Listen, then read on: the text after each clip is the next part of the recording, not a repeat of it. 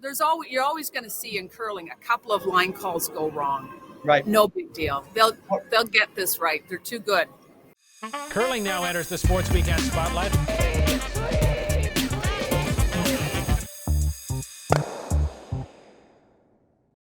Some frustrated looks, some smiles.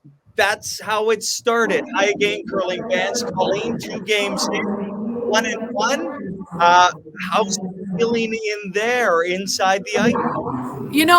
I think it's feeling fabulous. I think what we're seeing right now is incredible parity from all of the teams. And I think for John at Morris and Rachel Homan at 1-1, tough loss against Great Britain that could have gone either way.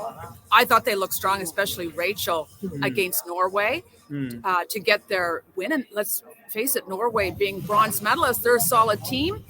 Talked to them in the mix zone after Devin. They were talking about still fine-tuning the communication.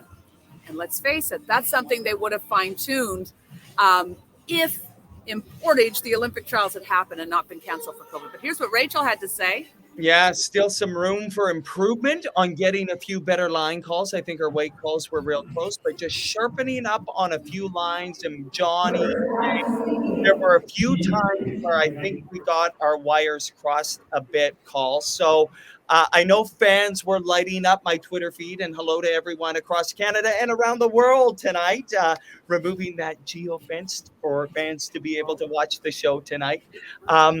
But people have been very concerned, Colleen, about some of those line calls and perhaps maybe Johnny needing to listen a little more to Rachel. Well, I did joke to him last night during the Mix Zone interview. I said, Devin and I told you on that curling show to listen more to Rachel, and he laughed. But the reality is they get 90% of the line calls right and the sweeping calls right. And so you're always going to have in curling a margin of error for sweeping calls. Yes, no, yes, no, yes, no, right off, go, right? Right. That's curling. So they're fine tuning that. I think it's overstated right now that it's not a good communication. I think it's fine. These two know each other so well, and they're catching up, if you know what I mean, from maybe what would have happened during the Olympic trials. Nice to see the fans signing in to the roll call. Let us know where you're watching from, and producer Soph will get it up on the show. Always great to see you guys engage. That's why we do the show. That being said, communication in mixed doubles, because of how precise it is key.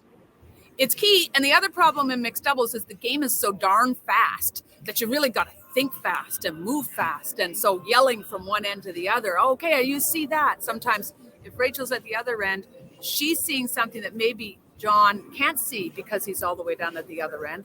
Although I think you can see behind me that big Beijing 2022 sign. Those are huge television angles for them to look up and see. Overhead during the yeah, it's overhead or is it straight up, one or the other.